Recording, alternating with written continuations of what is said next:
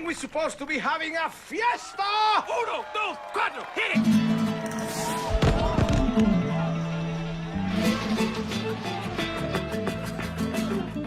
Puss and Donkey, y'all. She's in superstitions, black cats and voodoo dolls. Take it, Puss! I feel a premonition that girl's gonna make me fall. Here we go! She's into new sensations, new kicks in the candlelight. She's got a new addiction for every day and night. She'll make you take your clothes off and go dancing in the rain. She'll make you live her crazy life, but she'll take away your pain. Hey kids, you want a movie about a cat?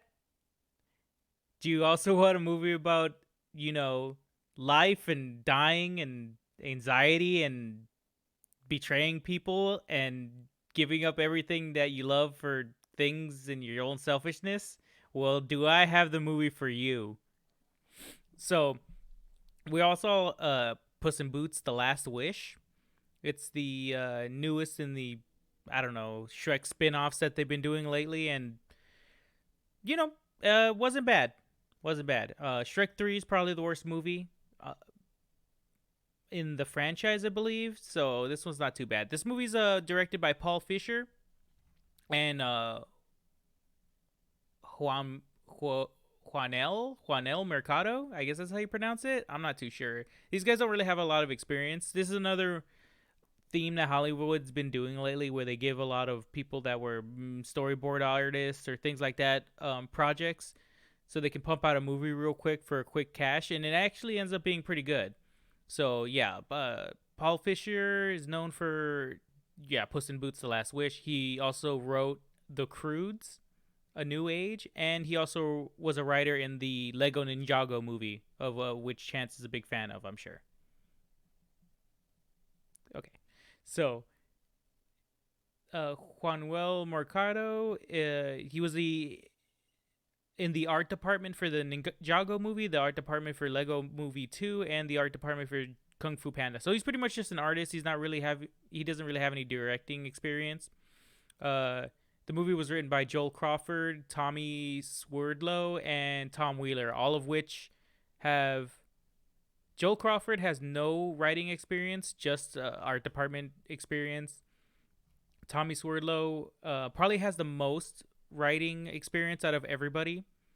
Also acting experience. He was in Blue Bay Hill, Child's Play. He was in Hamburger Hill. He was in Spaceballs, mostly as background characters, but apparently he's dipping his foot into writing now. And then Tom Wheeler has writing experience mostly in TV and writing the other Puss in Boots movies. So with that out of the way, we'll just get right into the story plot. Danny, you want to explain what the story plot is? Yeah, okay. So there's this cat and he wears shoes. And then he walks around and does things, and it's somehow connected to this guy who someone wrote a green text about a long time ago, and then people really enjoyed that. And so he became a meme. And so did All Star. And it's not really that popular, it's just that people like that green text meme. And that's the movie. Well, good night, everybody. Okay, well, good night, everyone. No, sorry, my bad. So no, it starts with so the movie starts with Puss in Boots, Antonio Banderas narrating the story of the wishing star hitting the earth and like creating a bunch of life around it. And it was actually like a really nice opening, right? Like with all the colors and shit and the flowers. And then after that, it cuts to Puss in Boots having a party in a giant mansion and saying that and then having a musical montage, where he like sings how great it is to be him, and then it turns out, that he's in the city's governor, or like the governor's like mansion, that's been like trying to hunt him and stuff like that. I forget what the name of the governor's name was. I don't think he had a name. I think it was just Governor in the credits anyway. Yeah, and then the city he's in is called Del Mar, or Del Mar or Yeah, something. Del Mar, Right? Bill Yeah, Demar. so yeah, and then like so then as he's having so then as the governor like walks into a giant like party happening in his mansion, what is it called? They have a big like fight scene, um, where like Puss in Boots looks cool and he's also singing a little bit. Um, and then like I guess they shoot off some fireworks or something that's inside the mansion, like that was for the party. And then that giant explosion or whatever that happens in the mansion wakes up a fucking giant Colossus monster from Shadow of Colossus. Or at least that's what it reminded me of. Um, and then after that, uh, I think the Colossus rips off the ceiling of the mansion, and then Puss in Boots fights it. And there's like a montage animation. Yeah, and Um, the animation is just like, if anybody remembers that Spider-Man movie where it had Miles Morales or oh whatever, yeah, it has yeah, that yeah. weird cell shading Into the to Spider it. Verse. Yeah, Into the Spider-Verse. Yeah, it had that weird cell shading that movie had where everything's in 15 frames per second. And it's like real Yeah, comic booky. it looked choppy. I thought it was of the version that we got in the movie theater, the version that we downloaded from the movie theater. No, no, in the theater. Well, for everybody out there, me and Chance went to go see it in the theater, and then I watched it again with Danny on. We got a review copy from the company, from Warner Brothers or DreamWorks, I mean. Yeah, And exactly. yeah, and their copy didn't look too good because they sent us like a DVD. They sent us a laser disc, Yeah, and it was yeah. big. We put it on a record Still player. still exists? No, what the heck? That's a joke. Oh man, but yeah, and yeah, so that was the animation. It was hard to look at first, but then you kind of got used to it for all the action scenes. Once you knew that all the action scenes were gonna be in in Borderlands, the video game style things, you kind of got used to it. It in Berserk 2016 CG. Yeah, yeah, exactly. When you, I think it was a little bit better than that. It was way, better. It was far better. yeah, it was way better. Yeah, so yeah, that fight scene was pretty good. It was kind of choppy, but like I said, once you got used to it, it wasn't too bad, and it showed that what Puss in Boots could do. I mean, I will say the musical opening got me worried for the rest of the movie, but Yeah, it really did. I mean, once that song played, I was like, even when I watched it again, because I had told Danny that the movie had no musical numbers, and then there was a musical number at the beginning, but it was like a minute long, so it wasn't like it didn't overstay its welcome or anything. yeah. Wasn't too bad. Yeah, and it started a long theme of the movie. There's a recurring joke where they're gonna start songs, and then for some reason they just end abruptly. I think it's So like it was pretty good. usually ended by the plot too. So a lot of the Yeah, they time. go for like Yeah. 20 seconds and then they stop. Yeah, so um, That was a funny that was a funny thing that happened that was happening in the movie. And then yeah, so what happens after the Colossus gets defeated? well, I mean, he got defeated, and then Puss in Boots is like showing off to the crowd by singing another song, and he used a bell to defeat the Colossus, like a town bell that they like in a church or something like that, and then like the bell is hanging off like the giant's like his horn or something like that, like his those things that reindeers have. Yeah, antlers. Yeah, his antler, and then it falls on Puss in Boots. And then from there he like wakes up in a doctor's office, um, and the doctor basically tells him that he's used up 9 of his lives, and he's only got 1 left, or 8 of his lives, and he's only got the ninth life left. Um, and so that kind of like so Puss in Boots obviously like he's like in denial about it, um, because like he's like full of bravado and stuff. Um, Yeah, he's a big arrogant prick, pretty much, and he just, doesn't want to accept it. So he leaves the office and he ends up going to a bar where he kind of drinks his sorrows away, and he yeah, uh he drinks cream yeah, he drinks cream, 'cause and he's a cat. The yeah, heaviest of exactly, creams. berries and cream, and then and then Yeah, it was pretty. Hmm? They said the like the triple X or whatever is like how much fat content is in the in the cream or something. Yeah. that's they do that in other movies too. The amount of X's it signifies how much cream is in the but then while he was at the bar, he the mysterious character walks in, like a mysterious stranger type character, and talks to Puss in Boots. Apparently he's like some kind of big wolf who later on I guess in the credits it said he was a big bad wolf, right? And I didn't know who the heck he was. Did it say he was the big bad wolf? Yeah, in the ending credits it said it. What the hell? He said he was death. I thought he was like death personified. Yeah, I know. That's what later reveal in the movie. But yeah, he talks to What? Puss in Boots and he tells them that he's gonna kill him, and then they have a fight scene, which it's a really good fight scene. It's real anime like, you know what I mean? All the fight scenes in here are Naruto fights. Yeah, pretty much. Yeah, and it's it's a pretty good fight, and the wolf, defeats Puss in Boots, and that's the start of like Puss's anxiety about dying. Like it's the first part, and they have a really like well done sequence, like horror movie sequence, where he runs into the bathroom and the wolf is like stalking him, and he's kind of doesn't know really where to go. And I thought it was really good. It was really well lit and everything. It was like dark in the bathroom, and the light on his face and the shadow of the wolf going through the thing, and he sees the toilet and he's like, oh shit. Literally. Yeah, exactly. Yeah, that was a great sequence. Especially like at the start of the whole sequence when like Puss in Boots is like sitting there scared. It shows like all his fur raising up and stuff like that. Oh, that was really well done. Yeah, Oh, definitely. the fur on his arm, right? Yeah. His hair stands at on end and everything. And also, something that I don't know if anybody praises DreamWorks for this, but I always have. I think there was one person that mentioned it a while ago. Maybe Lindsay Ellis or something mentioned it. But DreamWorks is really good with expressions on characters, even like little slight expressions.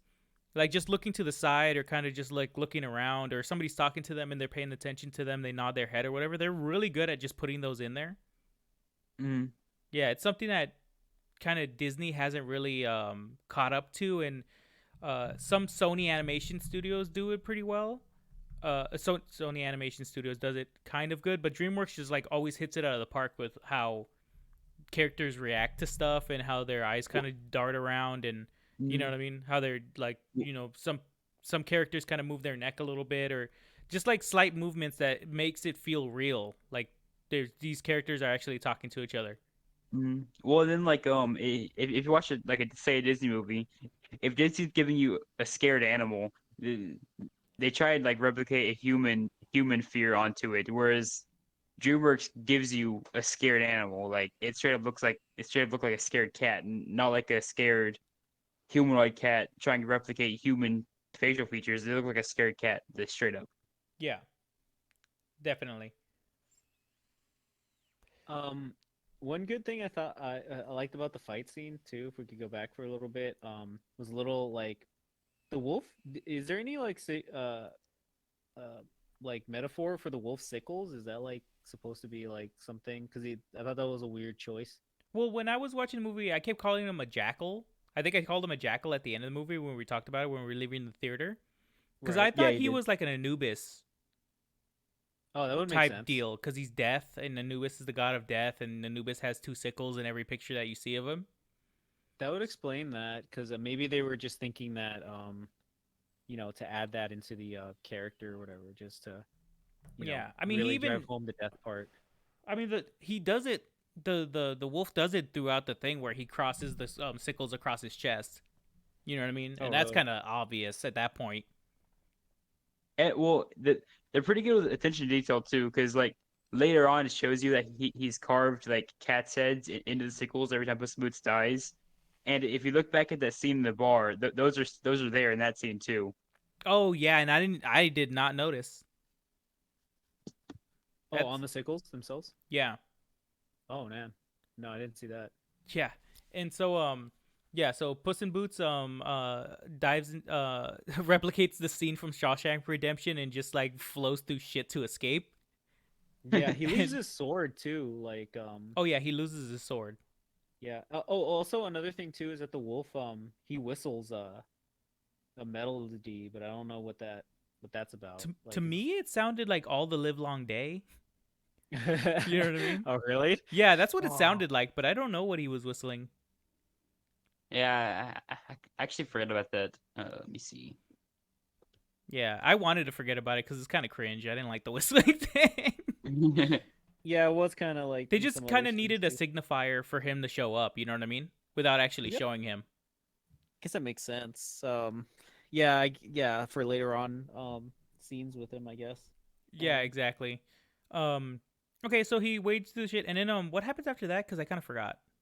he like there's a montage of him running away like into a forest. They play like a Spanish song, like a random Spanish song. I was trying to listen to the lyrics of the song, but they had nothing to do with what was going on in the movie. Yeah, Um, it was kind of like a love lost type of song. It was like what were some of the lyrics from it? It was there was only like 3 sentences in the song. It was just like, why did you have to leave? You left me alone, and what was the other one? You when I needed you the most, or something like that. It was like that that. So might have kind of had to do with the movie, but yeah. later on, but not necessarily like the scene that we just watched where he got his ass kicked. Yeah, Um, exactly. sorry. Um, so let's see. Some blood also in the fight scene, like ran down his face, like he cut him a little bit. That was another thing too. I was surprised about. Like I didn't expect to see blood in the movie. Yeah, Oh exactly. yeah. Down Puss in Boots' There face. was a lot of dark themes in this movie. They really weren't. I mean, everybody I kept telling about how dark it was kept telling me, well, you know, the people that grew up with that Puss in Boots or whatever are all adults now, so they were probably making the movie for them, which is true. I mean, they were still making a kids movie, which there's a lot of parts in there that are like kids stuff, but you know, I guess it kind of was for the people that kind of grew up with that stuff. They are a little bit older now, so they put a little bit more mature themes in there. Yeah, especially with what we'll see later. Oh, one thing we forgot to mention was that in the doctor's office, he told Puss in Boots that he's like getting older and it's probably time for him to like hang up the boots, and told him about a cat sanctuary that this lady has that he could like. Her name is Mama Luna, Mm-hmm. and I guess she's like a cat lady or whatever. But he tells Puss in Boots to go head down there or whatever. It's a safe place for him to hang out. Yeah. So that's where he ends up at after the montage of him running away. Is at this lady's house. Yeah, and when I heard when he knocked on the thing and he and the lady answered or whatever, I totally thought that the mammy from Tom and Jerry was gonna come out. Oh, you mean? Yeah, with that Okay, voice. She's 'Cause got it like is- her hand. yeah, because it is a black lady that does the voice, but the way she talks, that's exactly what I thought. Well, since we're at this part, I have to mention the scene where he's burying his boots and Oh, I cape forgot and about that. Yeah, shit. yeah, we almost skipped that. Hmm. That was a very fucking emotional scene. Like not towards the beginning. Like in the beginning, it tries to come off kind of jokingly, but then towards the end, he starts to kind of go into song, but he kind of trails off crying, and it's just a very touching scene. Yeah, Antonio Well, Banderas showing off his acting chops like always, you know. yeah, what is it called? I guess it's I mean, I guess he's just deciding to not be Puss in Boots anymore.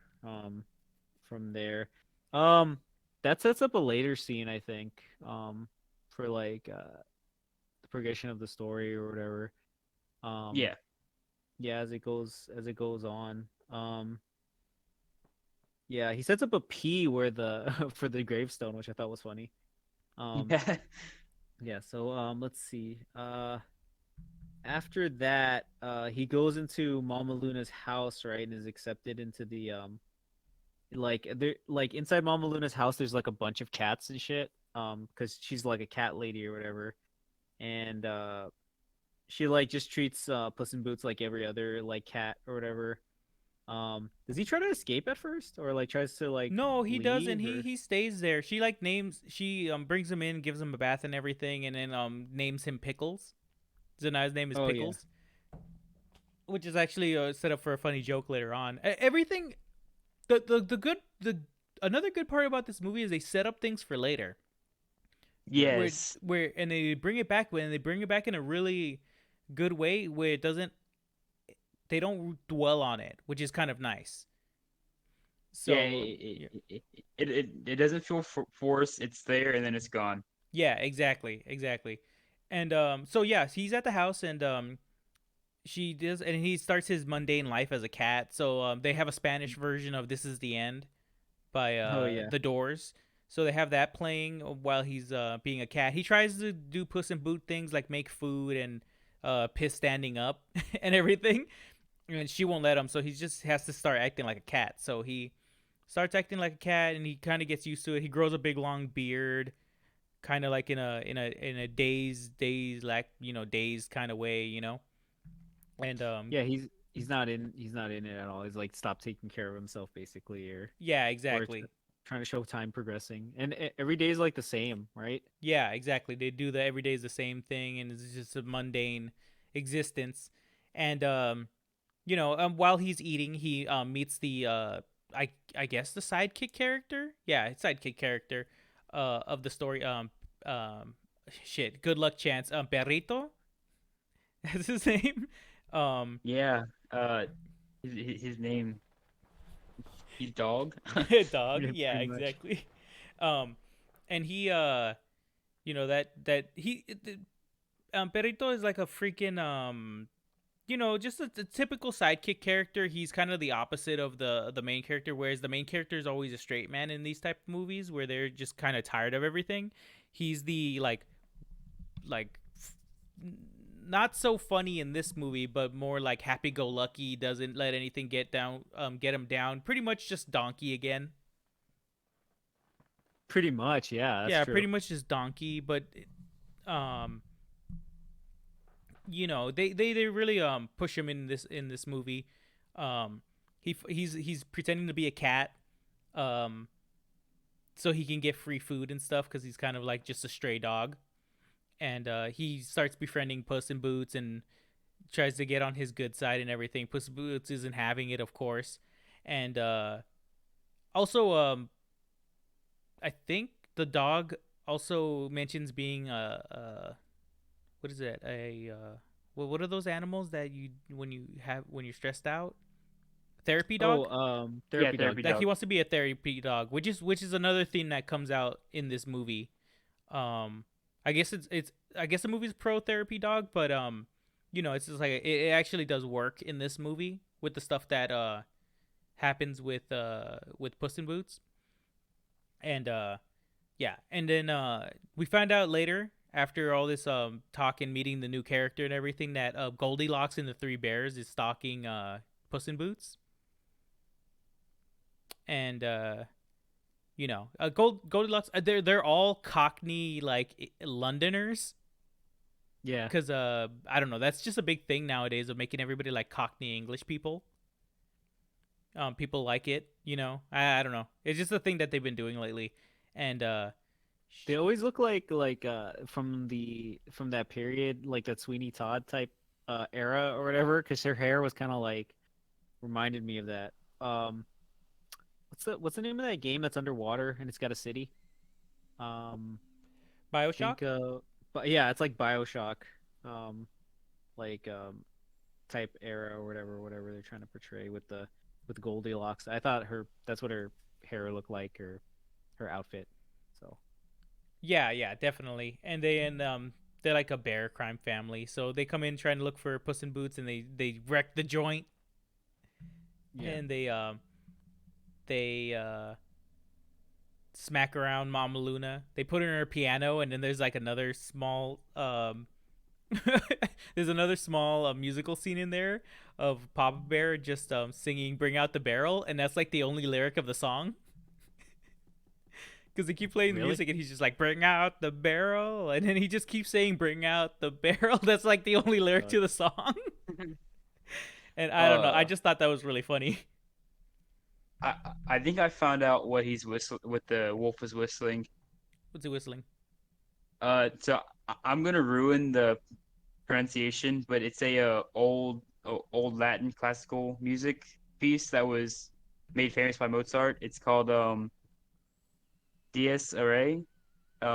It symbolizes the Last Judgment.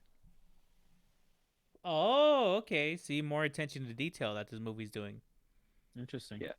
Yeah. Near as I can tell, that's what it is. Like some people think it's like old nursery rhyme, but it doesn't sound like any of the ones I think it is. But this was one that was mentioned a lot, and I listened to it. It does sound a lot like it, just of course in a different note because it's definitely a very major note whistle. Yeah, exactly. And then so after that the bears find Puss in Boots, but they don't believe that it's him because he's just a cat with a beard, and like this cat is a has a beard. Puss in Boots does not have a beard. Therefore, he cannot be Puss in Boots. So therefore he's not Puss in Boots. They're like, yeah, that makes sense, and then they all leave. And then they found Puss in Boots' grave, and they think he's dead. And Puss in Boots kind of like stalks them to find out what their plan is, and apparently they're finding this thing called they're looking for this map to this to the wishing star, Wacko's wishing star. And Oh, yeah.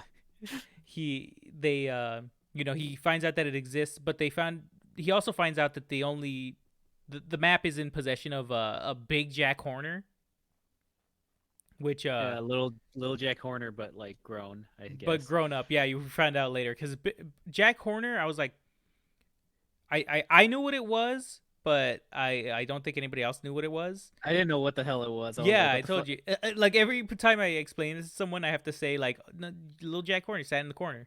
He stuck his thumb up his butt. Yeah, well, It's that's not what a- I. it- That's it's not what a very I. popular nursery rhyme. No, which they make a joke in there about it. What when he's like with the pie thing where it shows him growing up and selling pies. Yeah, or... it's like nobody cares. Even the well, we'll get to that scene in a second. But so he finds out that it's Big Jack Horner, and he's like, ah, shit. And then he becomes Puss in Boots again, and the dog's not impressed with him. He's like, you're gay. And Puss is like, well, that may be, but they end up going to Jack Horner's pie factory, which makes sense because he sticks his thumb in a pie. And Well, that's the only reason why I knew who he was, because he like showed his thumb and it had purple stuff on it. So I was like, oh, it's that guy who stuck out. What is it called? Pulled out a plum on his thumb or something. yeah, exactly. So he they have a little introduction to Jack Horner. He's like sticking his thumb in a pie, of course, and he turns out he hired the Serpent Sisters, which I don't know what that's a reference to. I'm sure it's some kind of weird old like English folk tale, something, fairy tale or something. But he had hired them to get him It's some an more Italian magical fairy stuff. tale.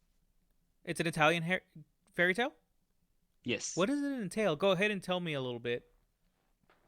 Okay, let's see. Synopsis: A woman had three daughters. Two were older but unlucky. The youngest was fortunate. Prince married her and hid her from his mother.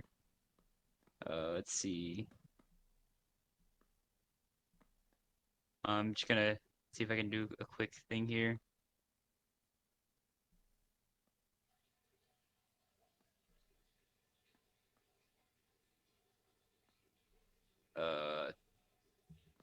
I don't know.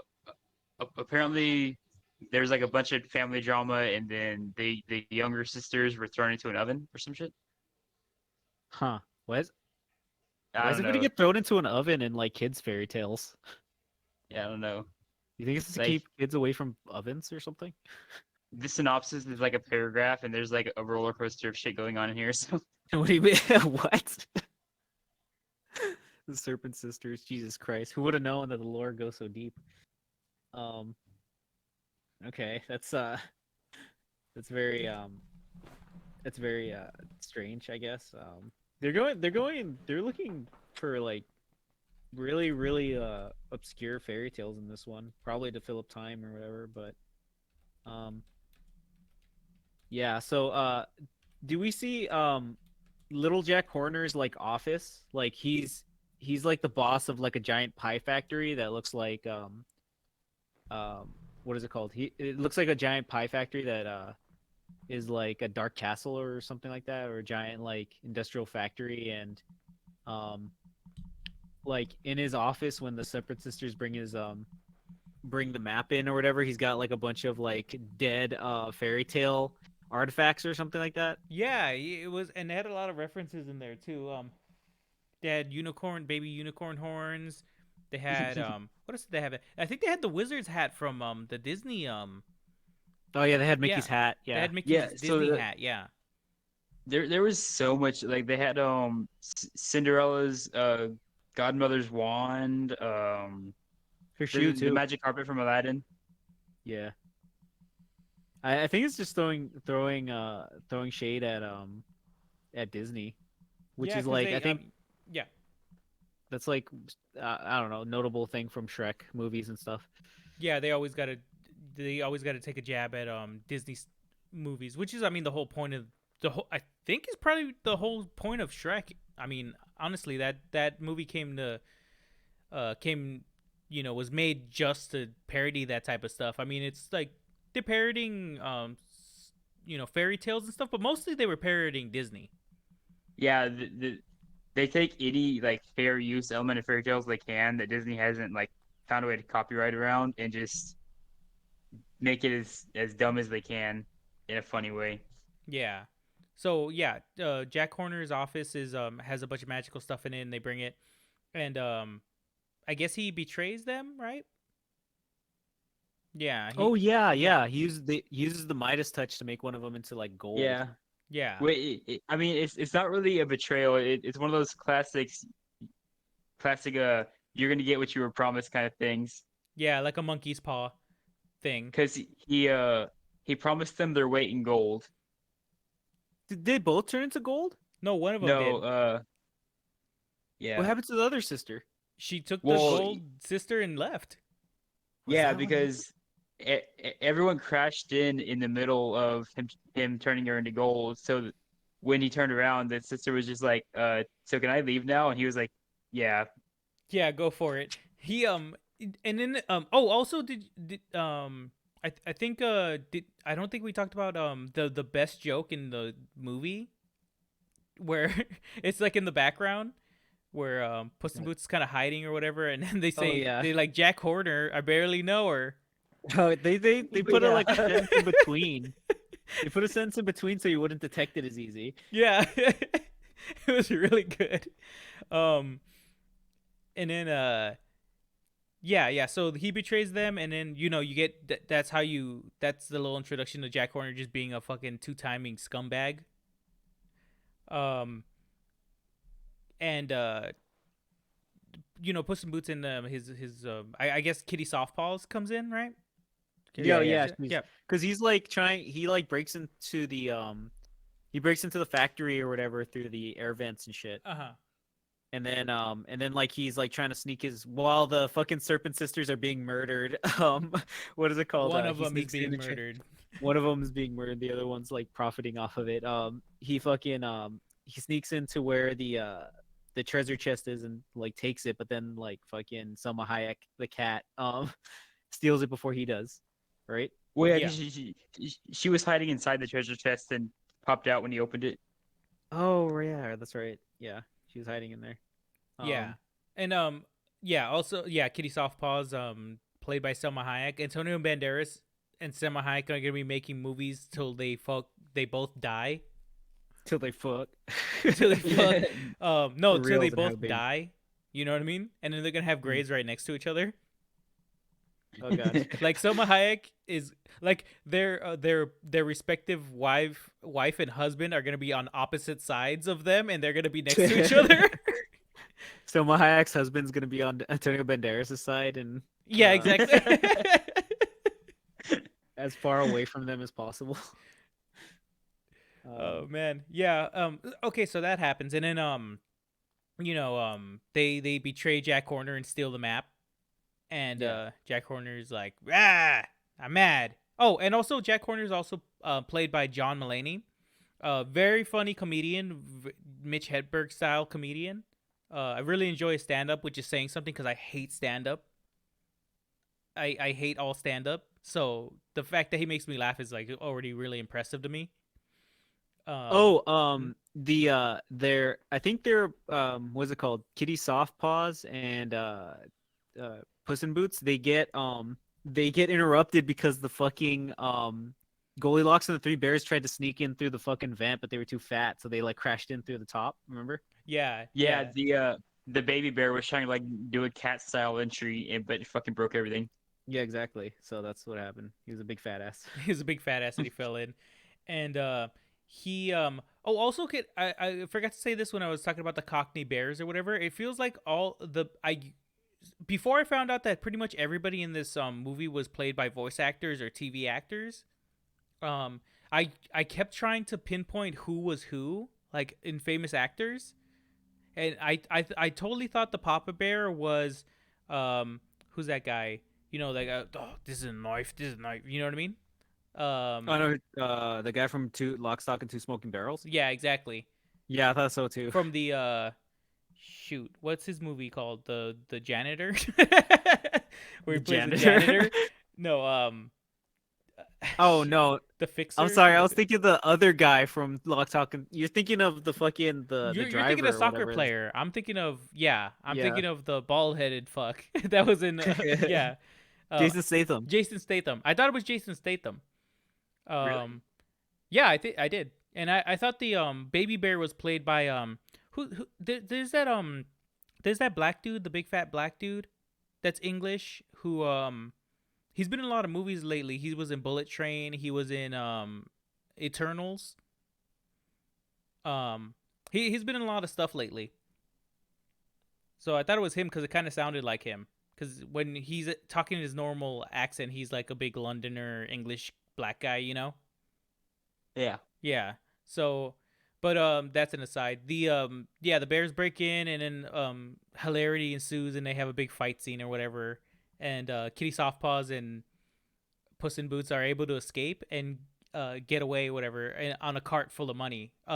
They get chased down, and Puss in Boots kicks the money off, and all the peasants or whatever jump in, and they stop them from catching them. But as they're escaping, the whistling starts again to signal that the wolf is nearby, and he looks out into the crowd, and the wolf is standing in the crowd. And in one of the cooler there's a lot of cool scenes in here, but a lot of the cool, I think anything that has to do with the wolf is pretty cool. I think they really put a lot of stock in that wolf when it Tony comes was to fuck the wolf.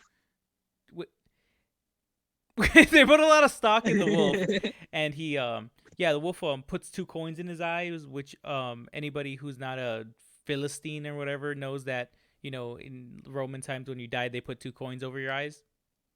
And then he points at Puss in Boots, which is like super awesome. I think at this point, like you kind of get where the movie's going with that character, right? Yeah. Which that's another reason to make me believe it's that one song, because again, that song's like Latin, so like Roman. So and then the Roman reference with the Oh yeah, eyes. Yeah, definitely. there's a lot of references. We're spanning a lot of different like cultures and stuff Yeah, with that wolf. yeah. Well, I mean, even though everything in there at the beginning is all Spanish and everything, because Puss in Boots is Spanish and some of the songs are in Spanish and everything, it really is like you really get a sense of the world, because it's not just, you know, it's not just like one culture. Like, you know, you watch something like Encanto, or you watch something like Moana, and they portray it's like the whole world is this one culture. You know what I mean? Yeah. And in Yeah. Puss in Boots, since it's like, you know, they had the Shrek world, and he was in the Spanish world, and then what's his name? The place where Jack Horner has his factory is like a kind of like an old like industrial town, like peasant town. Mm-hmm. And yeah, and in the places they go to the, you know, the dark forest, the enchanted forest, which is more storybook and everything. But yeah, you do get a sense that there's different places in this, and it's like a big vast world instead of just like one world where it's like, oh, everybody is, the whole world is just an ocean and there's these islanders, or the whole world is, Spanish weird Peru people, Which is so good. that's really the best way to work it when you're incorporating these different fairy tales, because like most movies where there's more than one fairy tale, it just makes it one generic world, which completely changes the culture of these stories. That's true. In a particular sense, and it's always changing the culture in one particular direction. I think LoJack Horner is like, what is he, Dutch or something? Is that like a Dutch story or something like that? Most I fairy tales are Dutch. Most fairy tales are Dutch and German. Believe so. Let me verify. Is that like Grimm's fairy tale or something like that? Yeah. Or am I feel like it's maybe a Grimm. No, isn't it a Mother Goose thing? I'm not too. I think you're Little right. Jack Horner is English. English. Oh, it's there you go. English? So Okay, yeah, never mind so then. the town is like a old industrial English. And yeah, it is a Mother Goose. Yeah. Okay, there you go. Thank Well, you, there you go. What am elementary I talking school, about? where they used to teach us the important stuff. Yeah, Um, like wash your hands and lay on the cot and shut up. And wipe your ass. All right, so Stop you're eating dirt. You're shitting yourself, and stop. You're shitting yourself. um, Is that Bob's Burgers reference? Or what no, is that was that one video that kid was shitting himself while he was playing Call of Duty, and he wouldn't get off the game, and the mom came in and yelled at him. Jesus Christ. But, I don't think that's how you can stop him, though. I feel like it's the wrong. If anything, it's gonna help him. He's scared. Oh, I think the dude that you were talking about earlier was Brian Tyree Henry. Is that him? Fastos? yeah, that's who I thought Yeah. it was, but it was actually another guy, Fastos? Samson Kayo, who was in, yeah, he's just in TV shows. He was in Bloods, Our Flag Means Death, The Bubble. He's a TV show actor. Samson Chaos. Okay, my bad. Yeah. All right, so yeah, I guess from there they like look at the map, right? Yeah, they look to at the see where map the hell- and they find out that the map, Puss in Boots, Kitty Softpaws, and the dog, unfurl the map, and they find out it has different paths to go to the same objective. So Puss in Boots has like the Lake of Fire, and that's where old folks go to die. You don't go to heaven where the angels fly. And Oh, really? Yeah. then Kitty Softpaw is like a lake of acid and stuff like that. And then they're like, well, this sucks. Like, how the heck are we supposed to get past all this stuff? And then when the dog puts it on there, it gives them like the pocket full of posies, I think it was called. Yeah. Yeah. And a bunch of like really easy. And I think the last one was the what was it, the field of easy solutions. Oh Yeah. yeah. So like Really funny. whoever opened the map, the path was like built off their dream pretty much, or even their fears. Mhm. So like of course Puss in Boots' fear was dying, so like everything in his path was pretty much catering towards his fear of dying, so to speak, or his inner fear, because once you get like later on down the path, whatever. But then Kitty's is all about being lonely. Yeah, exactly. So so pretty much I mean, we'll get to this part, I guess, since we're really far into the movie. The movie is only an hour and 43 minutes long, including credits and intro, which I think is wonderful because movies are way too long nowadays. Yeah. Way too long. I mean, this movie didn't need to be 3 hours. Thank God it wasn't. A lot of movies don't need to be 3 hours. Avatar. I mean, Avatar 2. I mean, we won't even do sorry, everybody. We're never going to do an Avatar 2 review. It was so boring and long. Yeah, that's not gonna That's happen. the entire review right there. It's like my Wang. It's just boring and long. But And meanwhile, this movie is like my wing, short and detailed. Detailed. So short has- and makes women cry. There we Is go. that what you tell the? It has personality. Yes. It has character. The character is bad. Wang's afraid of No. dying. But, no, but yeah, that brings it back to the Afraid point of I being wanted. lonely, actually. Okay, so It's hiding within my body. the world it wants family. But the world, I mean not the world. The theme of the movie is like every character has their own little backstory, but also their own fear, which are things that tie into like the real world. It's not like little kid stuff in this movie.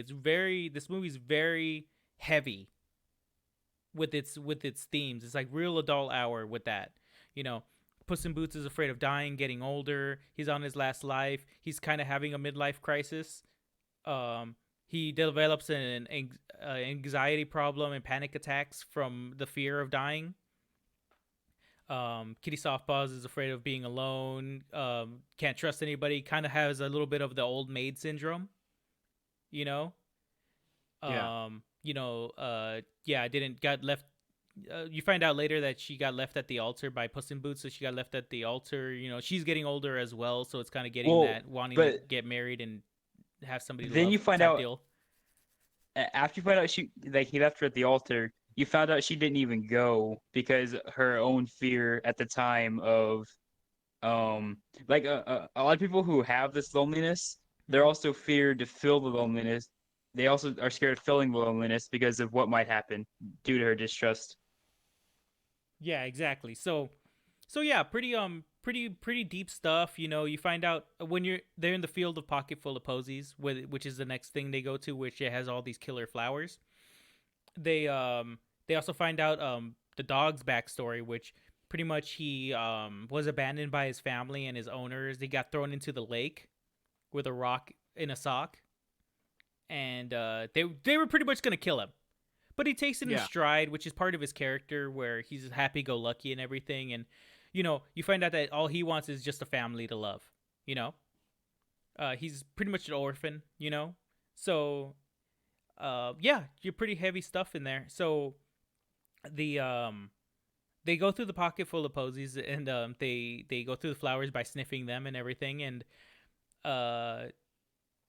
they see that Goldilocks and the Three Bears is on their tail. So Goldilocks and Three Bears get through the flowers. I forget how. Do you guys remember that? They they stopped to smell the flowers. Oh, okay. So they were able to do it. Yeah, they tried to like cut through it, but then like they would like grow or whatever, and then they like, and then like I think the dog he like smells one, and then it like lets him through. Yeah. So they find out that, but how did Goldilocks and the Three Bears get through? Actually, I cannot recall how they got through. I think they were just kind of on the wayside, honestly. Yeah, like it showed them getting there, but then it showed Jack Horner getting through. It didn't really show them getting through. I don't recall. Yeah, Jack Horner shows up with his Baker's Dozen, which is a parody of the Dirty Dozen. So which is his like ragtag group of mercenaries, and they go through there and they try to cut through the flowers, and the flowers start killing everyone. And this is when Jack Horner releases his what he thought would be his secret weapon, but it ended up just being Jiminy Cricket. His conscience. His conscience, which is just a parody of Jiminy Cricket, and he has the voice of shoot, what's that Danny, what's the name of that actor? I have no clue. You're gonna have a Merry Christmas. Yeah. Got an angel. Every time an angel gets his wings, he dies or something. You can fucking have sex with a man. That he was in Miracle on 34th Street, and that other like Mr. Smith Goes to Washington, I think, where he's just like, what do you mean? I have to fuck this dead prostitute to get in the club. You know what? Jeffrey Epstein. So you know what I mean? That's what that movie's about. Old Gil. Things are looking up for old Gil. Yeah, that guy. Is that he gets a lot of his he's part of a group of what is it called? Artifacts from his Little Jack Horner's office, right? That he puts in a Mary Poppins bag. It was right? it was Kevin McCann, James Stewart. the voice of the. James Stewart is the actor. Sorry, Jimmy Stewart. He's doing an impression of Jimmy Stewart. Yeah. James McCann is doing an impression of Jimmy Stewart. Yeah. And not a very good one. I think ours was better, honestly, but he sounded a little bit like Don yeah. Knotts. Oh, that's true. Actually, you know what? I might be doing Don Knotts the entire time. No, no, you're doing a Jimmy Stewart. We're just his sounded like Don Knotts for some reason. Very, very close, but not too. What is it called? It's easy to mess it up. Yeah, Um, exactly. do they? They're on the river of like what is it called? What is it? The river of like relaxation, right? Yeah, Yes. yeah. While they're talking about their backstories and whatnot. And I think that's when they get interrupted by little Jack Horner, right? Mm-hmm. Um, yeah, and so everything's like revealed and stuff. I like how they just killed people with the baby unicorn horns and they just turn into confetti once they're shot with them. Yeah, the dog gets Yeah, that's kidnapped and funny. then they have to go rescue him and he just I was gonna call him John Mulaney, but Big Jack Horner just starts shooting randomly into the crowd, killing his own men. Which like I Yeah. said, they just had to keep showing how bad he was. And Jiminy Cricket is horrified by it, you know. Um I think they had the Jiminy Cricket character there just to like exempt like just kind of like put an accent on that he's like evil, you know? But Yeah. I don't think he really needed that. I think they just wanted to take another jab at Disney. So yeah, they just he does that. He just kills his own men and stuff and there's a big anime fight scene again and and then you hear the whistling again. And yeah, the wolf pops up and he runs away. Puss in Boots Does it? runs away. Does Yeah. it? What is it called? Is it doesn't like Kitty Softpaws ask him like what's wrong with him because he like freezes up or something? The Puss in Boots. dog does, if I recall, because he's like he was going for the map and then she completely stops going for the map and starts running. Yeah, that's what I thought. Yeah, so I figured. Um, it's funny, you know, for a second, that's when I started thinking like, I don't know if I should talk about this or like talk about it later, Tony, in the like at the final scene, um, No, we can like, we'll get to that. I want to get through the story real quick because I know yeah, I just want to get through the story real quick because really the I got you. story is not the thing. I mean, the story is good. Everything is good about this movie, but the real like crown jewel in this movie is just is the characters and just the tying into Puss in Boots is literally me. You know what I mean? Like No. Yeah. Ooh, yeah, Well, you're it's supposed just to really identify good. with the guy. Yeah, you identify with him exactly. That's what makes it a great movie. It's not that because the story is just Wacko's wish. They did it Right. already in the '90s.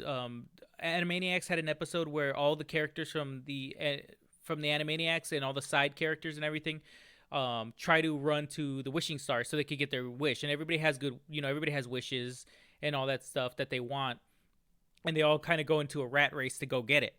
So it's the same story, it's been done, but mhm. you know the themes and the character development and the way the characters are and everything is just is what makes this movie like chef's kiss. Mm. So one thing I do want to mention real quick is when they're looking at the map, they're seeing everyone in there, right? Um, the wolf was never on the map, but he was there. Yeah. Well, I don't think he came into contact with the map, right? Well, yeah, but It pretty much it had was everybody showing it. who wanted the map on there, but the Oh, I wolf never see. wanted the map. That's the thing. Well, neither did the little dog. Oh, I But see. he I did see what have a you're saying. wish. No, he didn't. Yeah, he did. His wish was to have friends. No, but no, he said he didn't have a wish because he already had friends when they got there. Well, he's a liar. Interesting. So even when he touched the map, it wasn't on there. Well, like the little dog was on there because he was with them. Oh, Like, because oh, right. The wolf never when touched the it map. showed them, Yeah. Yeah. well, but Jack Horner was also on the map before he touched it. So it's not about who touched the map; it's about whoever's there is on the map. But the wolf was not on the map. Well, that's the thing. Okay, so that'll come up. Remember that because that's gonna come up later. Because I do want to talk about that in a little bit. But one thing that I wanted to point out before I forget is while Puss in Boots is running away, right, from the like the fight or whatever, he runs away because he sees the wolf like in the crowd or like in a plume of smoke or something like that, and he runs away into like the dark recesses of the forest, and then he starts seeing the wolf everywhere. He starts seeing like what was the first thing? I know that there's a rock that looks like the wolf, and he runs past like something else and that looks like the wolf too. I think it was like a tree Mm-hmm. or something. And so that's building up my theory and going into what's gonna happen in the movie or whatever. Um, and I think he stops somewhere, right? And that's and his like heart is pounding and it's like Yeah, he's making the having thumping an noises. anxiety attack basically. Exactly, yeah. I mean, it's the first time he's ever been like actually vulnerable, right? Yeah. So, Mhm. Yeah, exactly. um, So but yeah, the yeah, little dog comes out and he does his therapy dog. He puts himself on his stomach and he pets him or whatever, and that calms Puss in Boots down. yeah. I forget what happens after that. Well, the Puss in Boots pretty much like lays out all his feelings to the dog there. Yeah, he tells him everything. He just tells him how he's feeling and everything, that he regrets leaving Kitty at the altar and everything. And Kitty overhears this and everything, and she thinks about it and kind of like reflects on it, and then she comes in pretending that she was looking for them, and they have a little bit of a talk, and there's actually a really funny joke right there where she says he's like, oh, how are we gonna get out of this, and she's like, oh, we've been in tougher pickles, and he's like, who told you that? Which I thought that was really funny. Yeah, that's hilarious. Yeah. And he's like, nothing. Anyways, let's get going. And then what happens after that? Because I forgot. I think Um, I think the Goldilocks and the Three Bears ended up with the map. yeah. Um, So they get the map in the fight, but then trying to find those three, um, Puss, Puss and Kitty were climbing a tree, and then she tells like he ends up apologizing to her for leaving her at the altar, and then she tells him that she never showed up anyway, so it doesn't really matter. yeah, that part I completely missed. I didn't realize that she never even showed up. Yeah, yeah. She said she said she didn't. And then I think Goldilocks and the Three Bears it like switches focus to them because they have the map. So oh yeah. they the map shows this thing called the Pillars of Nostalgia, which disappears from the map later on once they like I guess get to a hallucination that like is their old cabin. No, the Pillars of Nostalgia was Puss in Boots' thing, wasn't it?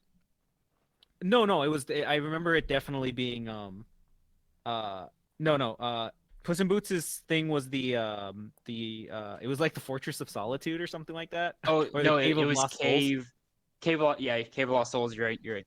Yeah, so they get to there and then they have like their own little moment where like I guess Goldilocks sees her old life when they were and then the family also sees when they first met Goldilocks, and I guess there's a bit of character development from there.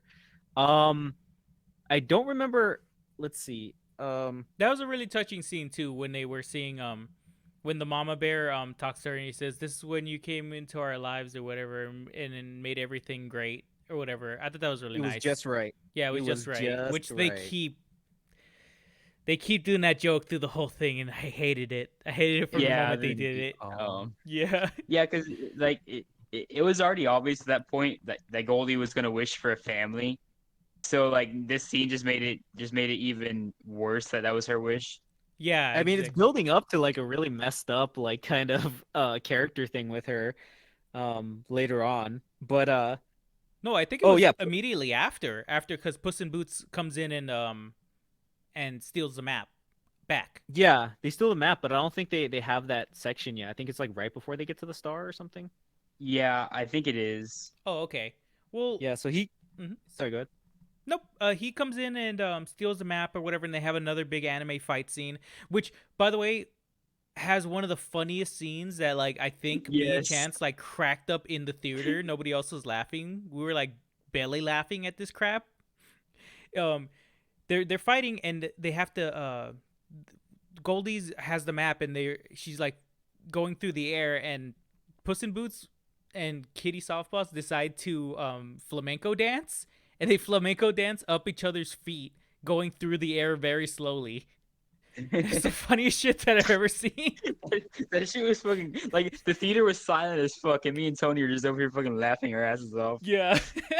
It was It was pretty ridiculous to watch, honestly. yeah, it like- was the dumbest thing in the whole movie, which is funny because it's a movie about fairy tale animals like fighting each other to go get a star wish. You know what I mean? But that felt out of place. Is oh my gosh, it's very good. And you could tell how stupid you could tell that they knew it was stupid because they made them move really slowly through the air and like put them right at the center of the screen. Oh yeah. It was excellent, exquisite. Oh, art. Oh man. Okay, so after that, I think Puss in this is where I guess they get away, and then the dog. Oh, the dog was kidnapped by. I think they accidentally left the dog behind, right? Or was that yeah. before? Because at some point, Goldilocks and the Three Bears have possession of the dog, and they Yeah, have, no, like- that was the same moment because they got the dog at the same time. Puss and Kitty got the map. right. So then, like, the dog is like hanging out with the family and stuff. I don't know if does Puss in Boots' scenes come before that or after that? It was either at the same time or rightly after. It's hard to recall. I think it's actually. I think I remember it now. I think it's interspersed in between. But I think Puss in Boots like gets the map. I don't know if Kitty Softpaws goes to save the dog herself. Yeah, she go. Puss in Boots goes onward because he's trying to escape the wolf, and she goes by herself to save the dog. Oh wait, no, they're standing together when Puss opens the map, and then when he opens it, he's stuck in the cave. Like Oh, they're on that's either it, side yeah. of the wall. Yeah. Yeah, so he's stuck in there in the Fortress of Solitude or the Cave of Lost Souls, and from there, like I guess Kitty Softpaws goes to rescue the dog, and so he's stuck there by himself, and he starts seeing in the cave. It's like made out of crystal, and it's kind of dark, I think, at some point, and so on the like giant crystal slabs that are around him, I guess he's trying to get out of the cave. He sees like images of his old lives, so. Which they showed at the beginning of the movie too, when he was remembering, like the doctor asked him, how many times have you died? And then he's like remembering each time. I think there was like one where he was lifting weights. There was one where he like got hit by a bull. There was one where he like died at St. Patrick's Day. And so every image is a section of his life, which is kind of like really poignant because he's looking at his life like that. And the final image is of him right before he died, which he was like the big hero, and all of the images start singing the song that they were singing at the beginning of the movie. It's like, who is your favorite hero? Puss in Boots or something like that. Yeah, and also all the stones are color coded, which is a little nod to the to I think the Mask of the Red Death, right? It's in there, if you read the book, the rooms are different colors, telling you which different like 7 deadly sins there are. I mean, with this one, Oh. there's 8 because cats have 9 lives or whatever, but two were pretty much the same in there. You know what I mean? 2 of them are pride. Yeah. So, but yeah, they're all color coded in the way that they should be. Oh yeah. Yeah. That comes up even later in the next scene, I think, or in the next couple of scenes. So I think Puss in Boots is like pretty much enjoying. He's like really happy in that moment, right? Like seeing all them, and he's like singing along with them, and like I don't know if he starts dancing or whatever, but he's like really happy. I think it cuts to like the dog talking to Goldilocks and the Three Bears, Yeah. like asking them what their deal is and why they're because they're like holding him captive, but they don't know what to do with him or something. Yeah. Oh no, wait! They're setting up a trap for Puss Yeah, in Boots they're and setting Kitty up a Softpaws. big dumb wily coyote trap to get Kitty Softpaws and Puss in Boots. Yeah, and I guess they like they like what's it called? Goldilocks and the youngest bear, baby bear or whatever. They start arguing or something, and then the dog's all like, "Oh, I wish I had a family to argue with. Let me join in." And then he starts like insulting everybody. Yeah, and Whatever then he's doing a bunch of swears. Yeah, Oh yeah, where he he's gets fucking beat. roasting them. Yeah, He says the gamer word a couple times. And... yeah. He calls him. Yeah. but yeah, so then after that they all I forget what it was. I think he like stresses the importance of family or something, like he wants a family. Yeah, there's like a bonding moment with him and Goldie about being orphans, Oh and he yeah, like, exactly, yeah. yeah, So it's Um yeah. So that happens, and then they Kitty Softpaws and the other cat, Puss in Boots, they they're able to steal back the dog. no, I And, think it was just Kitty Softpaws, oh, Kitty right? yeah. Softpaws. Mhm. While the bears weren't looking, she swapped him with a prop on the way to thing, Indiana Jones style. Oh yeah. And then they pick them up, and then the trap goes off on them, and they all die. That's the end of the movie. No, what happened, Andy? I think from there, I think they escape, and then it cuts back to Puss in Boots, who's like still talking with the, because they're talking, the images are talking back to him and saying like, you're great, and all that. Remember this, and I'll remember that, or something, in so many Well, words. and Paraphrasing. they're also like talking against him because like they're telling him how bad it is that he's like having friends now and wanting to live for more than just being a legend.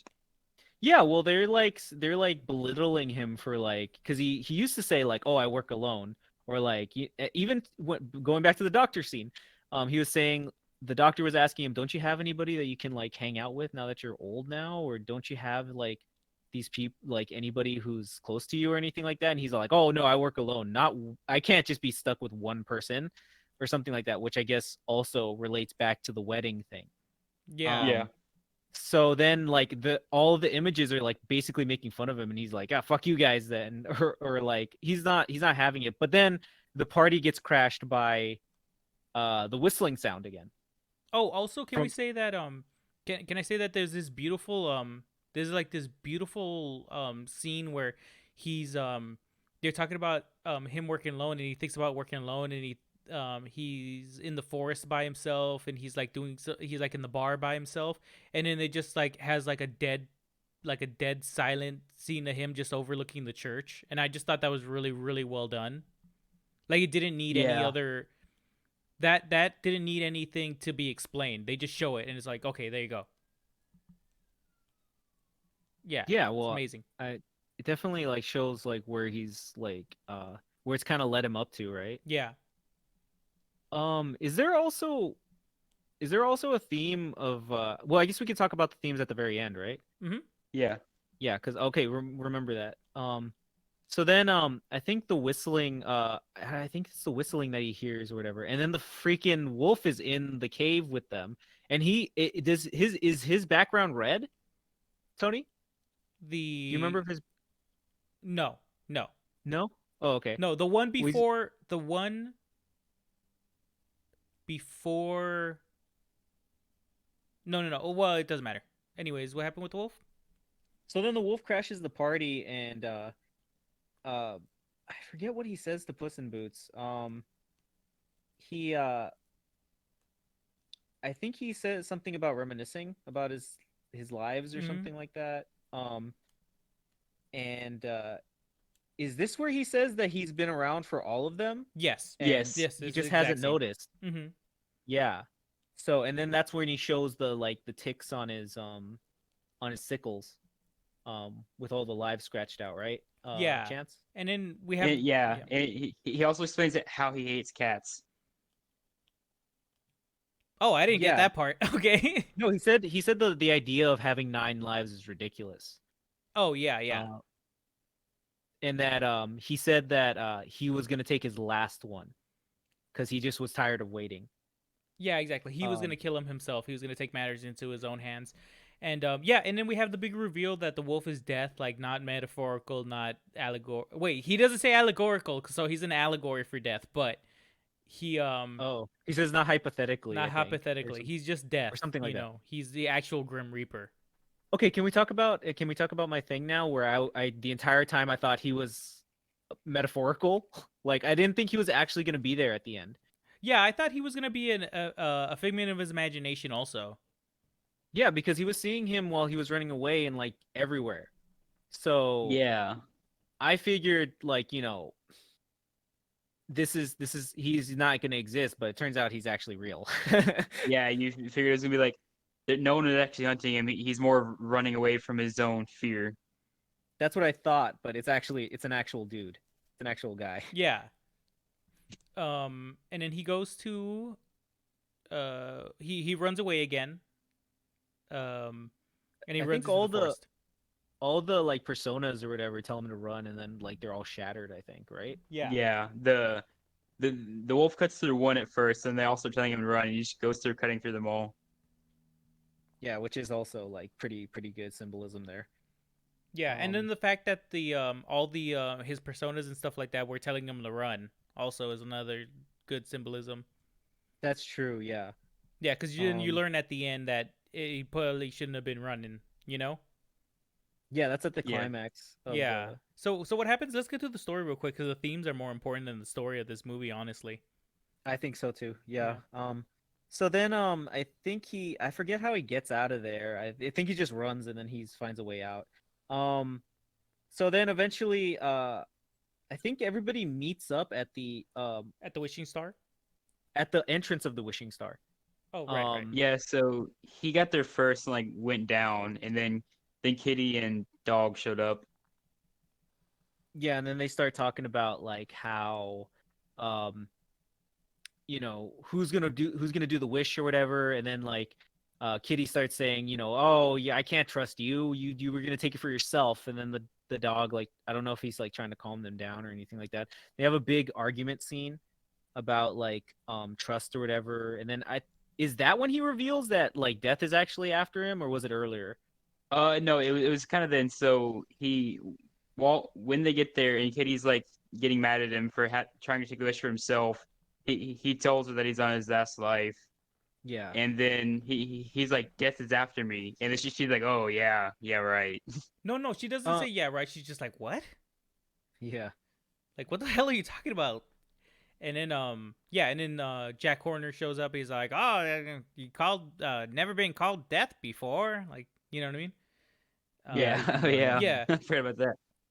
Yeah, and then the bears show up, and then they have like a Borderlands standoff, and they all decide to start fighting, and then they all have a big anime fight scene.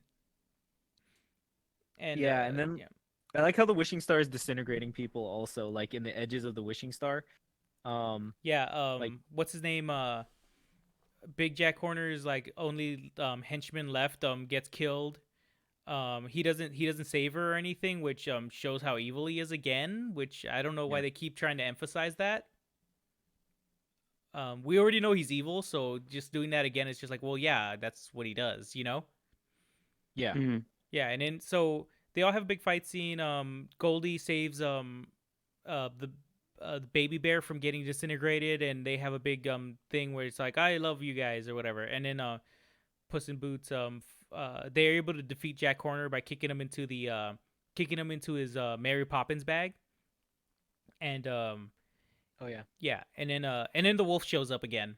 And that's when the most anime fight scene happens. The most anime fight scene. It was so anime. He does a burning knuckle into the ground and fire comes out. The edge of the Wishing Star doesn't even affect him, right? He just walks through it, and then he's like Kenshiro from fucking Fist of the North Star. Yeah, and exactly. Which creates a ring of fire around him and Puss in Boots. Can I say an aside for a second about Fist of the North Star? Can we can all agree that Chance watch Fist of the North Star, but can we all agree that Kenshiro's wait, was it Kenshiro or was it Rao that walked through the building? I think Kenshiro walks through a building at some point. Yeah. So at the beginning, there's a fucking skyscraper falling sideways onto him, and he's walking through it, like cutting through the building. Yeah. Like he's cutting through a mist. That sounds cool as fuck. It's the coolest shit that has ever been put on film ever. Anyways, the only thing I know about Fist of the North Star is the Fallout New Vegas weapon. God damn it! Wait, what Fallout New Vegas weapon is it?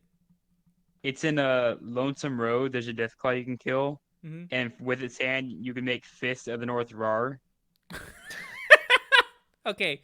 Anyways, so yeah, they have an anime fight scene where they both where Puss in Boots and the wolf Naruto run at each other. Well, I think it. Well, okay, yeah. We can talk about the themes afterwards because Well, Puss in Boots does say something in between, right before that fight. Or Oh, whatever. yeah, It's what does he super say? anime. and you can't forget the fact that the wolf gives him his sword back. That's true. Also, do you want me to say what he says, Sonny? Yeah, go ahead. He says, not. He says the thing about not running away, from I guess the issues or something like that. Which he's been doing the entire time, running away, ran away from the, I guess the fight with the wolf at the beginning, running away from the commitment with his would-be wife, just running away from his responsibilities, running away from his problems, which they're still there. They're not gonna go away. You keep chasing him. Yeah. And so he says his piece, and then they like fight each other or whatever. I think Puss in Boots bests him like pretty easily, and then throws him back, like de-sickles him, and then throws him back his sickle, right? Or am I wrong about that? Yeah, he says pick it up. Yeah, Which exactly. the wolf Yeah. said to him at the beginning, which was great because it's another reference to there's a scene in what's that movie called with the cowboy guy. I can't think of his name now. God damn it. But Clint Eastwood. yeah, Clint Eastwood, what's the name of the movie? Unforgiven. It's Unforgiven, Unforgiven. where he tells the where the guy's in prison and the main bad guy throws him a gun and he tells him to pick it up. Yeah. He's like, no, if you pick it up, he's like, well, now's your chance. You can come and kill me. He's like, no, I'm not gonna pick it up. He's like, pick it up, pick up the gun, Yeah. and he keeps telling him, and the guy picks up the gun, he shoots him to death. Oh, I see. Yeah. So I mean, there's references all over the place in the movie. But I think after that scene, the wolf just kind of gives up or whatever. He's like, I thought you were gonna be more arrogant and stuff like that, but you're like humble now, and that's kind of lame. Yeah. So It whatever. it wasn't really giving up though, because like the wolf made it clear he could have still easily won.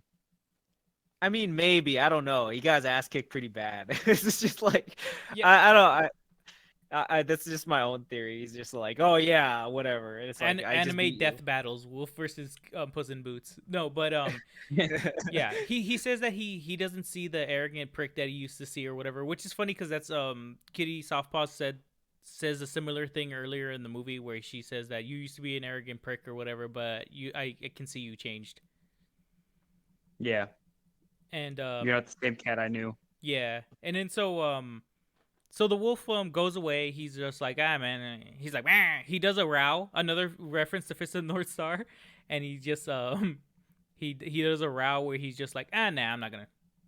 That's true. I Yeah. screw this mess. Yeah, And then he leaves. but he also says he says he said something along the lines of "This isn't over" or "See you soon" or like one of those things, and He then said we'll meet Fist of- again. We'll meet again. Yeah, Which is what we'll- happens in Fist of the North Star. Rao and Kishiro beat the crap out of each other. They kind of go to a stalemate, and then Rao I think like a little girl runs out and she's like, no, don't do it. He's all like, all right, whatever, and he leaves.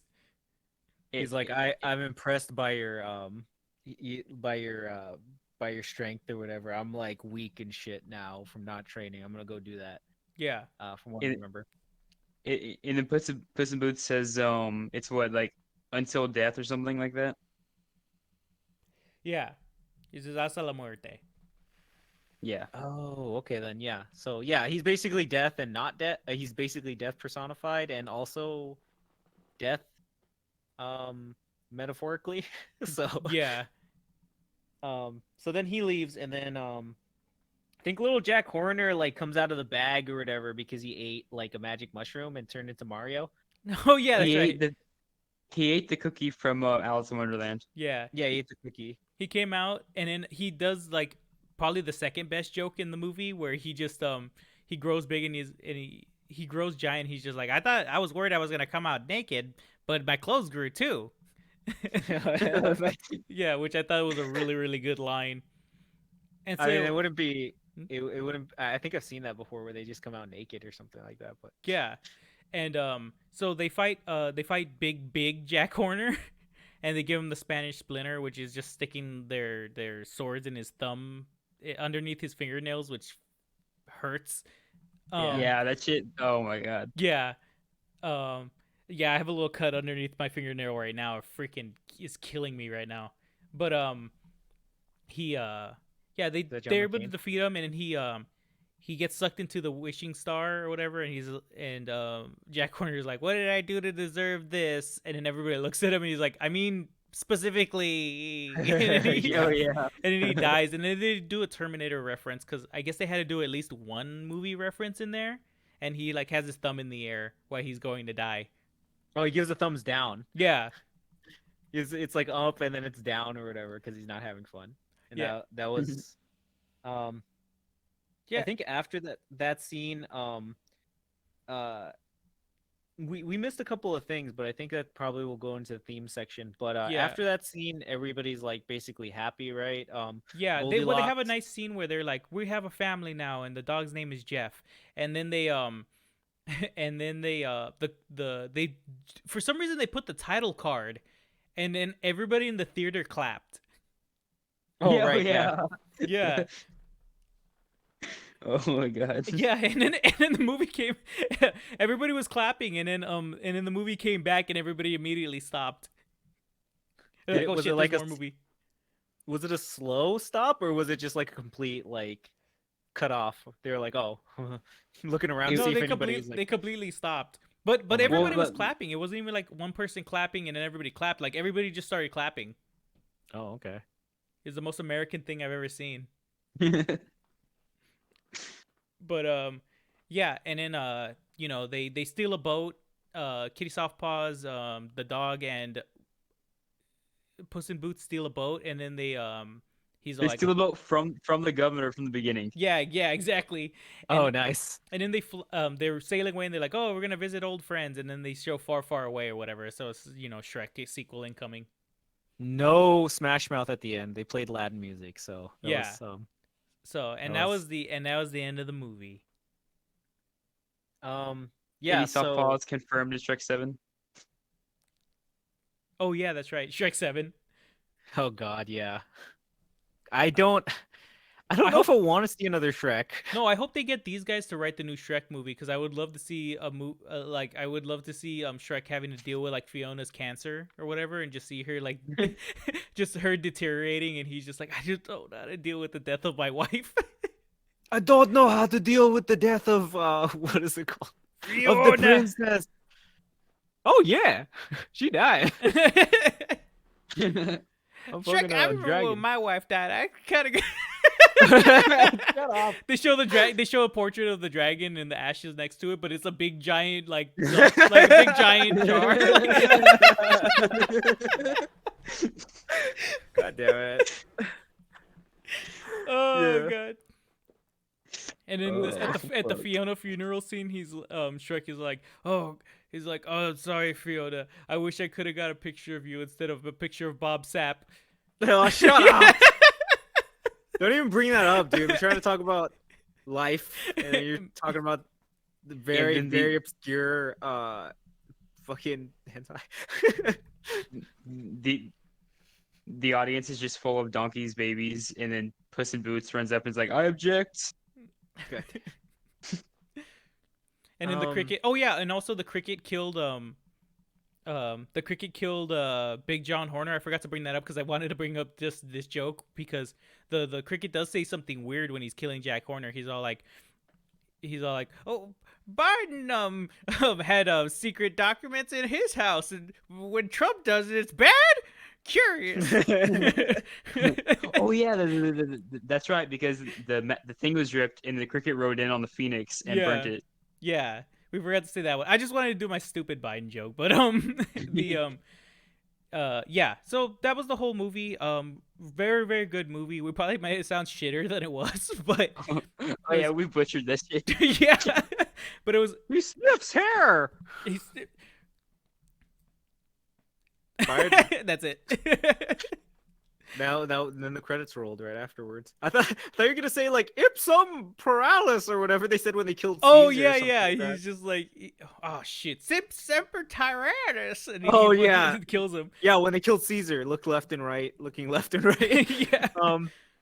But yeah. So yeah. There's a lot of good themes in that movie. It's we covered some of them, but like uh one thing we didn't cover was like Goldilocks like trying to abandon her family and wish for a Oh new one. yeah, I forgot about that. God damn it. But yeah, she was trying to abandon her family, and they were all like, "Damn, you're a bitch," which she What the is. fuck? Yeah. The mom was all like, "Well, if you want a new family, that's fine. We're not your biological family or whatever." And then there's like a scene. She was like, "Whatever makes you happy." Yeah. Yeah, Which is very exactly. nice. You Yeah. just let us fucking what's it called? Fuck us, I guess. We fucking kept you alive, but whatever. Um, yeah, there's like a scene where she's like a little girl in the nostalgic cabin or whatever, and she's like drawing her hair on a picture in one of her coloring books or something like that, where it's like a family, um, which is pretty sad. Like that was one of the things that I thought was like kind of sad because a lot of like, I mean, it's not one of the main themes, but like a lot of like adopted kids still want to meet their biological parents, even though like it's probably not the best idea. Yeah. So Um, another thing in there, you got like the orphan syndrome in there. yeah, it was pretty weird to like have in there, but mostly it's just the themes of getting older, right? Oh, With Puss definitely, in definitely. Boots. That's probably why it hit hard with me. I think it hits It's a hard lot with of things that you everybody. start to think about when you get older, like dying and just looking back and just regretting and being like, oh, that was good times when I was being a retard. You know what I mean? Like I should have been more retarded. You know? Yeah, or maybe like you're just like, oh, I should have done this, or I should have did that, or like, oh yeah, I've just been avoiding this personal responsibility this entire time. Like I was too scared, um, and now that like death is coming for me and stuff like that, I realize that I really should have jumped on those chances, or like jumped Mhm. on those like things that I was too afraid to do, or something like that. Because I mean, it probably do you think that like Puss in Boots like he caused well no, I guess he didn't because even the Kitty Softpaws or has her baggage and stuff too because she didn't even show up. Yeah. Yeah, well, So her baggage isn't really the death thing. It's more of her own lack of trust causing her to be a loner through life, even though she hates being a loner, pretty much. yeah, so it's like and then like she picks like the most like shady dude to like who's just gonna do that. Um but like and then the dog is like weird too. The dog is um very Well, like I don't know if like he's delusional with like how happy he is. I don't know. mhm. Like at the end, they try to show that he's like gotten a bit smarter or something like that. But like because of the way that he tries to manipulate Jack Horner.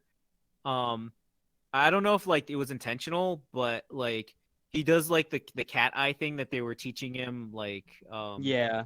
earlier on in the movie, and then he's like saying, "No, I was just trying to distract you," and then that's when they like defeat him and get the map away from him, I believe. Um, but I don't like that was probably the most unearned thing ever because the dog doesn't really like learn any lessons. He's just like delusionally happy the entire time, even though he's Yeah. like, lived a really crap life. But yeah, that was just something I noticed from the movie. That I Uh, yeah, my only criticism of the movie, I guess. well, one thing I do have to mention on the whole Kitty picking the worst person to trust kind of note is in the previous movies they did have a lot more of a dynamic and relationship, which is why they had that trust there previously, and then they both ruined that trust with the whole wedding thing. Oh, I see. Yeah, so Like yeah. they, Go ahead. they have a lot more of a backstory than just that. Oh, I see. Okay then. Yeah, I've only watched this movie, so I'm not too what is it called? Read up on the lore or whatever. But that's just what I got from this particular movie. Out of the three, I guess. Yeah. It was no, it was very well done. The themes were really good. I mean, I don't think there's anything else that we didn't touch on when it comes to theme. I mean, What was it's the pretty much those theme things. of Jack Horner's wish? Huh? Oh, he wanted all the magic in the world because he didn't have any. He didn't have any magic. He was just some asshole stuck his thumb in a pie. His sleeve is just sheer greed kills you. Yeah. Well, it wasn't even the greed. It was more like he didn't want anybody else to be magic. You know what I mean? Because he didn't have Yeah. any. He's just like I said, some asshole stuck his thumb in a pie. And he's kind of jealous of everybody's like weird magic stuff. He's kind of a rehash of what's his name? Farquaad. Farquaad. Yeah, Yeah, he's kind of but I mean, Farquaad's motivation was never really put. He just hated magic things for some reason. They never really explained why. At least Jack Horner's kind of made sense where they explained why he hated magic and hated magical things. You know what I Yeah. mean? Even though he was a big collector of it, he Did like Pinocchio like outshine him or something in one of the flashbacks? yeah or something yeah like he was Yeah. like he stuck his thumb in a pie and everybody was like, this is gay. And then which another really funny, John Mulaney is a really funny comedian because he just delivers the line so well. It's just like there's a he gets upstaged by Pinocchio and he's just like, Pinocchio's like, I'm a real boy, and everybody's like, woo, and he's just like, I was a real boy the whole time.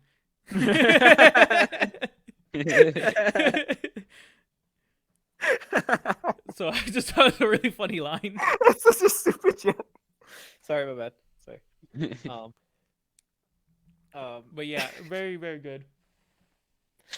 Yeah, do you think that I think at some point at the very last battle, like Puss in Boots like accepts that he's gonna die at some point for some reason? Yeah. Yeah, and then like Yeah. they give up the wish so Jack Horner won't have it because he's gonna be like a weird psycho destroy the world thing, right? Yeah. Yeah. Well, they all find out at the end that they all got what they wished for just through the struggle of trying to get the wish, which is the end of Wacko's wish. And they all pretty much just decide to work together to make sure that the person with the worst wish didn't get it. They found out the real wish was the journey along the way. Was the friends They- we made along the way? They literally did. Well, I mean, like it's not it's not the destination, it's the journey type of thing. Like it's when you get to like a certain point in your life, you kind of like figure that, because if you like look at Puss in Boots, like he's what is it called? He's like literally regretting everything by the time he's like dying and stuff like that. And he wants more time. 'Cause Yeah. he's only done like dumb shit his entire life. Yeah, exactly. Right? He hasn't done anything proper. Oh, also, I forgot to bring this up, but at the end of the movie, Goldilocks and the Three Bears say they're gonna take over the pie factory because since Jack Horner is dead, and then the cricket, Jiminy Cricket, comes out and he's like, "Now is a good time to talk about ethical business practices," and then they're like, "Ah," and he was just like. And it was weird because he was just like, yeah, we're going to talk about ethical business practices, something that Joe Biden doesn't know about. I was like, Jiminy Cricket, stop. You know, son's a crackhead. They have crack in far, far away. How old were the women There's he was with in the videos? There's literally a video of him smoking crack, like out of a fucking pipe. He didn't even clean the shit. I'm sorry, I just checked Snopes. It's actually a meth pipe, not a crack pipe. Oh, that's right. Do you know Snopes is Snopes is criteria is also a fairy tale. Snopes is it's a fairy tale that Snopes is reliable. Did you know that the FXT scandal is bigger than you know because they were funneling money to the Ukraine was funneling money to FXT and they were funneling money into the Joe Biden campaign, and when Joe Biden was vice president, I'm not even gonna do the voice. When Biden was vice president, he was on a quid pro quo call with the president of the Ukraine, Zelensky, telling him to get jobs for his son. So that crypto scam that was getting money from the Ukraine and funneling back into Joe Biden's campaign. Good God. Okay, well, anyways, thank you, Jiminy I'm- Cricket. Anyways, enough of that. I'm glad Puss in Boots revealed Oh my all God, of thank this. you, Puss And in then like Boots. Puss in Boots was like, she's in the superstition, black cats and voodoo dolls, right? Yeah, exactly. That's what Yeah, happened. yeah. So one much smaller thing I'll mention about references is in the first Puss in Boots movie, like there was like a bunch of scenes wherever like someone said like a witty remark or shit like that. There was like a cat in the background that would go like, "Oh," and they did it at one scene in this movie. He's like, oh, did you hear that, Joe Biden? No, no more, no more, no more. Joe Biden took a shower with his niece or something No, like that. or his no, okay, no daughter. more, no more. That's wacky, ain't it, kids? Da, da, da, da, da, da. All right, should we end it there? No. Yeah. All right. Well, oh yeah, we have to do our family review. Okay, it's a good movie for kids because they won't know what the heck the movie is about or whatever. But if you want to, if you don't want to cry in front of your kids, don't watch this movie with them. Yeah. And it's got just enough action for kids to enjoy without actually knowing what's going on in the plot. And what is it called? And it's good enough to remind you that what is it called? Trump's running in 2024. No, no. So go to the polls, Pokemon. Don't- Go. To the... Don't take your daughters; they're gonna want to fuck the wolf. All right, God Jesus. damn it. Nobody wants to Biden. fuck the wolf. except you. Oh. Damn it. No, not the wolf. All right, so Joe Biden's the wolf. oh, that's The- what the- it was. Yeah. The only fuckable one it is a Salma Hayek cat. God damn it. The wolf was a metaphor for the Joe Biden administration. All right, good night, everybody. I'd like to say that The wolf was a metaphor for furries. the fucking ugly stepsister is the most fuckable one out of all the entire Shrek series. All right, good night, everybody. Out of the entire you, Shrek Joe series, I Biden. don't know about that. Wake up, Joe Wake up, Biden. Joe Biden. All right, I stopped. Inside out, living up